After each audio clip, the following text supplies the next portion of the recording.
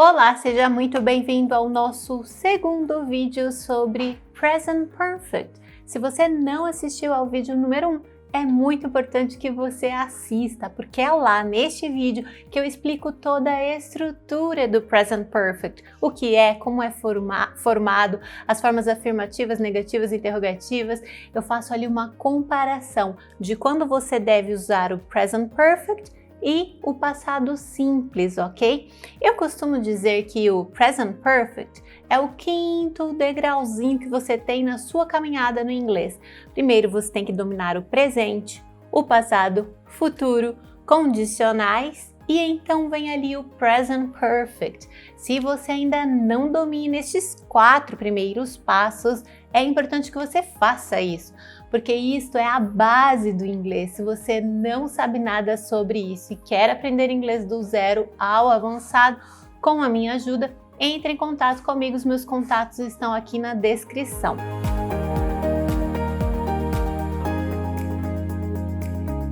Mas então, neste vídeo eu vou te dar algumas palavrinhas, umas dicas, que se essas palavrinhas, que são advérbios, ok, aparecerem em uma frase, a chance daquela frase ter que estar no Present Perfect é altíssima. Se você prestou bastante atenção no vídeo passado, você sabe que quando nós vamos falar um dia específico, uma data, um momento específico, nós usamos o passado simples. Mas quando nós falamos que nós fizemos uma coisa de uma forma geral e não colocamos uma data limite, nós usamos o Present Perfect. E justamente estes advérbios são advérbios de tempo. Apesar de serem de tempo, eles não dizem exatamente quando isso aconteceu, o que casa perfeitamente com a estrutura do Present Perfect, não é verdade? Fique tranquilo que nós vamos fazer muitos exemplos e você vai entender exatamente do que eu estou falando. Antes dos exemplos, eu vou te dar aqui a lista deles, ok? E a primeira palavrinha, o primeiro advérbio que vai indicar que aquela frase pode estar no Present Perfect é o since, que significa desde. Always, que significa sempre. Yet, que significa ainda, quando você vai usar ali no final de uma frase, ok? Você vai ver os exemplos. Temos ainda o just, que você pode conhecer como apenas, mas ele também pode ser usado como recentemente. Você vai perceber aqui neste caso de Present Perfect que ele significa que algo foi feito recentemente, acabou de ser feito, ok? Mais uma vez isso vai ficar bem claro com os exemplos. Temos também already, que é o já, de uma forma afirmativa, ok? E o ever, que é o já quando você vai fazer uma pergunta, na forma interrogativa, claro. E o never, que significa nunca. Bem, estes são os 7 advérbios mais usados ali com Present Perfect e para você se lembrar deles, eu fiz aqui uma sigla, dizendo say Jane, diga Jane, para que você possa ali se lembrar. S para since, A para always, Y para yet, J para just, A para already, N para never e o E para ever, ok? Vamos usar então essas palavrinhas em algumas frases. Você se lembra da estrutura? Eu tenho que usar a pessoa, I, you, we, he, she, it. Logo em seguida nós colocamos o verbo auxiliar have para I, you, we, they, ou has para he, she, it. E finalmente o verbo no passado particípio, que é aquela terceira coluna do verbo que nós falamos tanto no vídeo passado. Primeiro exemplo, com just. Vamos lá. The teacher has just arrived. The teacher has just arrived. Ou seja, o professor ou a professora chegou recentemente, acabou de chegar. Percebe? Vamos ver mais um. She has been sick since she moved. She has been, ela tem estado. Este been é o passado particípio do to be, ok? Since she moved, desde que ela se mudou, ok? Paramos aqui no moved, mas nós poderíamos continuar. Since she moved to another city, to another country, desde que ela se mudou para algum lugar, ela tem estado doente. Mas eu quero falar aqui ainda um pouquinho sobre o passado particípio do to be. Você se lembra? Na primeira coluna nós temos o presente do to be. E quais são os verbinhos, as palavrinhas que representam o presente do to be? Am, is, are. Muito bem, cada um vai combinar com uma pessoa.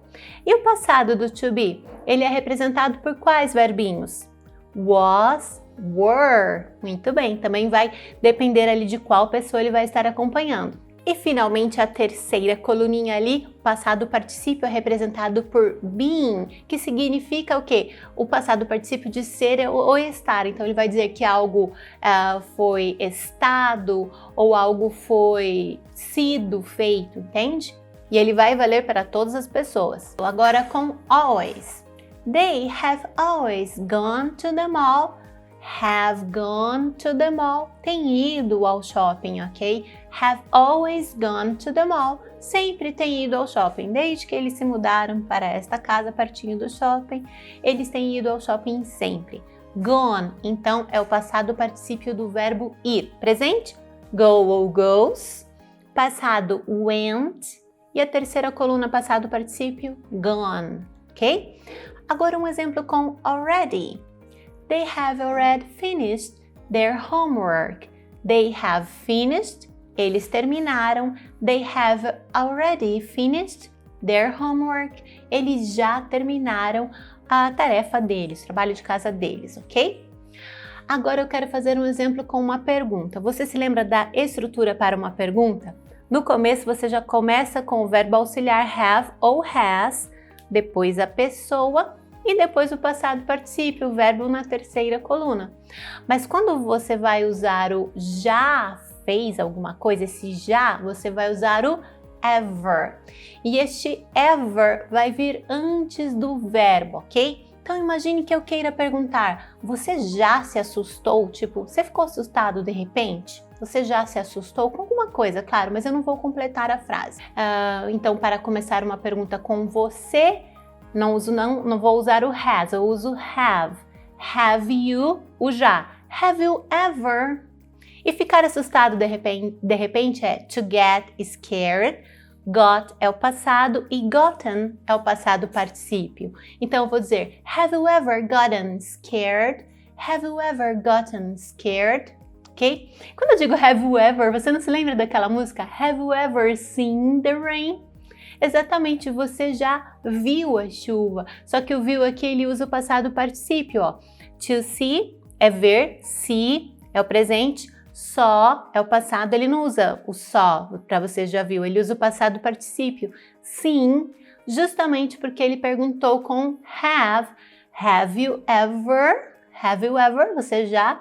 Have you ever seen the rain? Você já viu a chuva? Aliás, eu já fiz uma aula completa sobre a letra desta música. Ela está na nossa playlist de praticar inglês com músicas no nosso canal no YouTube. Aproveite e verifique se você já é inscrito no meu canal. Tem mais de 350 videoaulas com dicas, conteúdos, praticar inglês com músicas, séries. Eu tenho certeza que você vai curtir. Continuando aqui o nosso assunto, o ever, neste caso, ele é um já, que você vai usar quando? Quando você vai fazer uma pergunta. Então já gruda aí. Você já alguma coisa? Have you ever? Verbo na terceira coluna, passado particípio. Have you ever? Decorou? E o verbo na terceira coluna. Para responder, aí sim você vai usar o already. Eu já fiz isso. I have already. Verbo na terceira coluna. I have already. E o verbo na coluna. I have already gone. I have already seen the rain. Agora, para dizer que você nunca fez isto ou aquilo, você vai usar o never. E o próximo exemplo vai responder a esta pergunta. No, I have never gotten scared. Não, nunca fiquei assustado, nunca tive medo, nunca me assustei, ok? Você observou que, embora never tenha a ideia de eu nunca fiz algo, uma ideia negativa, eu nunca fiz isso, eu não estou usando a estrutura do present perfect na estrutura negativa. Eu não estou usando I have not ou I haven't. Eu estou ainda usando a mesma estrutura afirmativa, I have, só que eu coloquei o never. I have seen, eu já vi. I have never seen, eu nunca vi. O never entra ali nessa mesma estrutura, ok? Eu não poderia misturar, por exemplo, I haven't never, eu nunca, não daria certo, ok? Ficaria errado. Entendido isso? Bom, o nosso sétimo exemplo é com yet, ainda. Digamos que alguém perguntou se, ele foi a algum lugar na vida dele, e você vai responder para esta pessoa, ele ainda não foi. Para usar então a estrutura do present perfect, você precisa do quê? A pessoa, you have ou has. No caso é he, então você vai usar has. He has not. Ele não fez isso. He has not ou he hasn't. He hasn't. E o verbo na terceira coluna, sempre. Sempre de ir, que é gone. He has not gone yet. E este yet vai lá para o final. Ele ainda não foi, você vai dizer, ele não tem ido ainda. Eu digo assim ao pé da letra para você entender, mas é simplesmente ele não foi ainda. He has not gone yet, ou has not, você pode dizer ali, claro, hasn't, e daí ficaria he hasn't gone yet, ok? E se eu fosse fazer essa frase falando sobre mim, eu diria, eu não fui ainda, I have not gone yet, ou I haven't gone yet, ok? Bem, present perfect até que não é tão complicado, não é mesmo? É só usar pessoa, have ou has, e o verbo na terceira coluna. Se você quiser usar a estrutura negativa, vai ser o quê? Pessoa, no lugar de have ou has, haven't ou hasn't, e o verbo na terceira coluna.